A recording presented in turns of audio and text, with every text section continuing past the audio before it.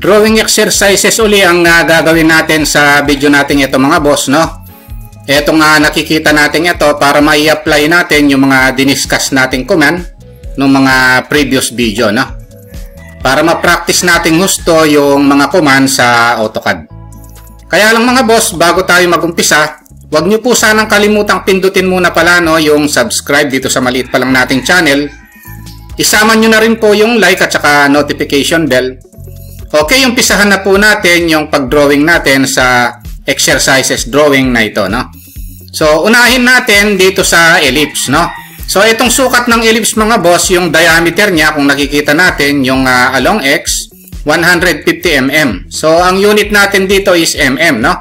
Na-discuss naman natin kung paano mag-set ng unit, kung millimeter siya, meter, feet, inches. Sana panoorin nyo yung mga previous video natin mga boss sa pag-set ng mga unit, no? So dito hindi ko na i-discuss at i-review nyo na lang yung mga previous video mga boss. Panoorin nyo na lang, no? So ang diameter ng ellipse na ito is 150 mm yung sa X, no? And then yung sa Y naman, ito ang diameter niya is 100 mm, no? Tapos yung mga circle sa gitna, no? Ng ellipse, dalawa yan.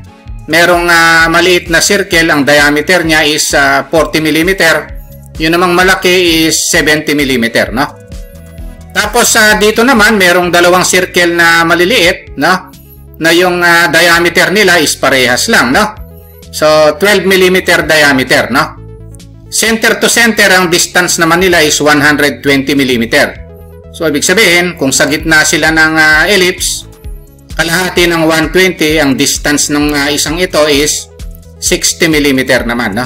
Kasi 60 plus 60 is 120 mm.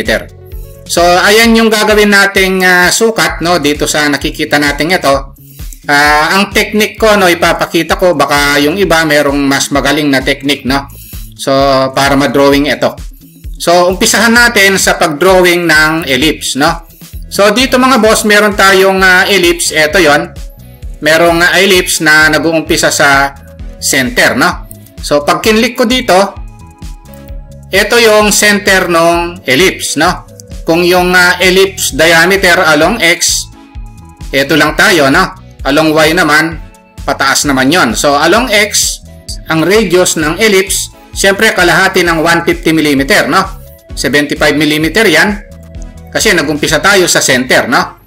So, i-type ko 75 mm. Then enter. Ayan yan, no? Tapos yung radius naman nung along Y, no? Siyempre kalahati ng 100 mm is 50 mm, no? Kasi nag-umpisa tayo sa ellipse center, no? Para ma-check natin kung tama yung ginagawa natin, pwede nating i-dimension, no? So kunin natin yung dimension dito, linear, quadrant to quadrant. Ito yung diameter along X, 150. Ito yun, no? Tumama naman, no? So, tama yung ginawa natin. Tapos, sa quadrant to quadrant along Y, ito yon 100, no? Kasi ang radius niyan is 50, yung tinype natin kanina, no?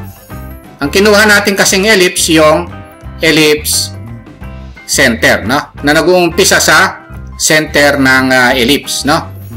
Ngayon, ang susunod, gagawin natin yung dalawang circle sa gitna muna, no? Which is yung diameter niya is yung maliit is 40 mm, yung malaki naman is 70 mm, no?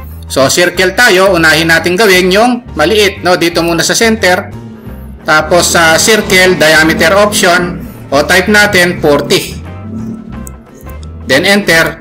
Ayun yung 40, no? Diameter 40. Yun namang malaki, circle uli, sa gitna naman ng ellipse, dito, diameter option 70 naman, no? Ang itatype natin 70. Then enter para ma-check kung tama ito, no? So meron naman tayong dimension, diameter. Ito yung 40. Ito naman yung 70. So ibig sabihin tama rin yung ginawa natin, no? Ngayon dito naman, no, sa may mga circle, no, sa gilid, center to center, ang distance nila is 120 mm, no? So, ibig sabihin, from center ng ellipse, kalahati ng 120, no? Which is 60. Magmula rito hanggang doon. So, ibig sabihin, magdodraw tayo ng line magmula dito sa center ng ellipse, papunta rito, tatype ko 60. Then, enter. Ayan yung 60 mm na guideline natin, no? Pagkatapos, magsisircle tayo dito na ang diameter niya is 12 mm diameter. So, pipik ko yung diameter option na 12. Then, enter. So, ito yon, no? Para meron sa kabila, i-practice naman natin yung command na mirror, no? So, i-type lang natin yung MI. Sa mga previous video na discuss naman natin yung mirror command. Click and then no. Ayun yan, no? Mirror yan. Erase ko lang etong guideline, no? Para ma-check natin kung tama yung ginawa nating distance at saka yung diameter nito. So, meron tayong dimension, diameter. Ito yon, 12 mm diameter yan, no? Yung center to center distance nito, linear tayo. Center to center. Ito yon, 120 mm yan, no? Ayan yung mga dimension na ginawa natin dito sa ellipse na ito, no? So, ibig sabihin, lahat ng dimension ay tumama, no? Nung i-drawing natin ito, ayan yung technique natin para ma-draw itong drawing exercises natin sa video natin ito. Ayun lang mga boss, no? Yung naging topic natin sa video natin ito. Kung nagustuhan nyo po itong video natin, huwag nyo po sanang kalimutang pindutin muna pala, no, yung subscribe dito sa maliit pa lang nating channel. Isama nyo na rin po yung like at saka notification bell. Thank you very much at God bless po sa inyong lahat.